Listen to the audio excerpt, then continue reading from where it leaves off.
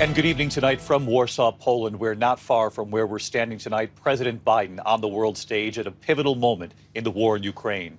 Now set to mark 1 year since Russia's invasion, 30,000 people gathered to hear President Biden address our NATO allies, Ukraine, Americans back home. And of course, much of the speech directed squarely at Vladimir Putin. What the president said to the Russian people directly. And after the president's secret and historic trip into Kyiv, the president saying, quote, Kyiv stands proud, it stands tall, and most important, it stands free. The president saying Ukraine defying expectations this past year that democracies are stronger and NATO is more united than ever.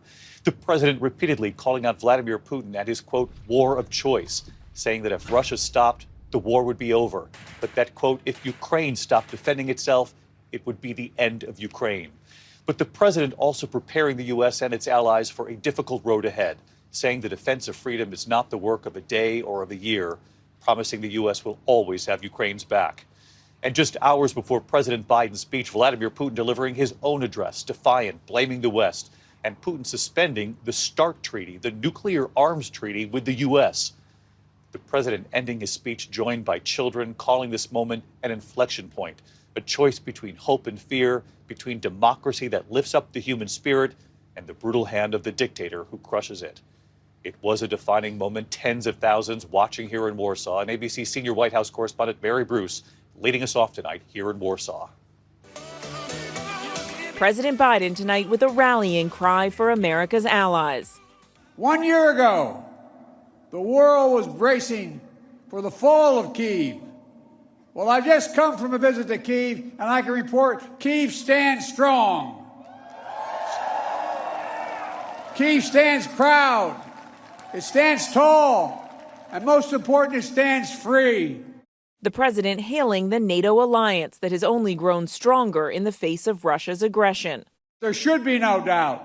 Our support for Ukraine will not waver. NATO will not be divided, and we will not tire.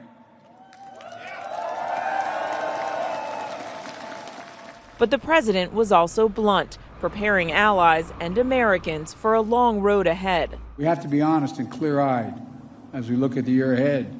There will continue to be hard and very bitter days, victories and tragedies. But Ukraine is steel for the fight ahead. And the United States, together with our allies and partners, are going to continue to have Ukraine's back as it defends itself.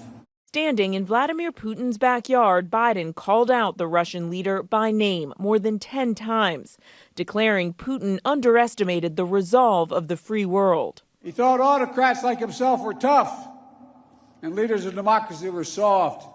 Autocrats only understand one word: no, no, no. No, you will not take my country.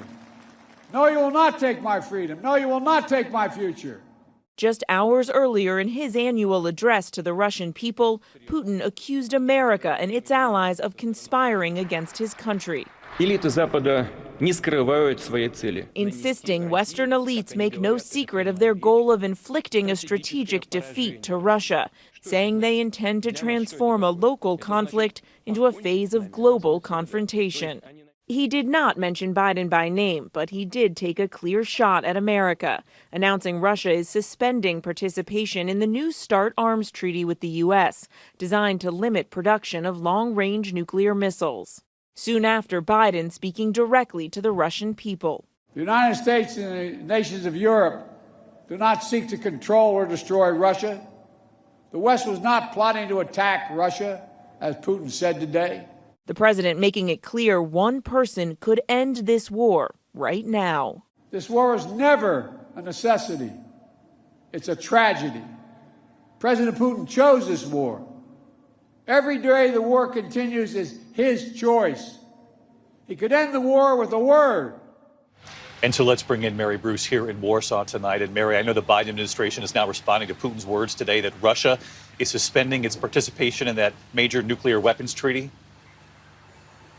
David, the Secretary of State today calling this move deeply unfortunate and irresponsible. This is the last remaining treaty regulating the world's two largest nuclear arsenals. The fear is if Putin follows through on this and leaves this treaty, it could lead to a nuclear escalation, just as Russia is desperately looking for a way to win this war. David. All right, Mary Bruce leading us off here tonight. Mary, thank you. Hi, everyone. George Stephanopoulos here. Thanks for checking out the ABC News YouTube channel. If you'd like to get more videos, show highlights, and watch live event coverage, click on the right over here to subscribe to our channel. And don't forget to download the ABC News app for breaking news alerts. Thanks for watching.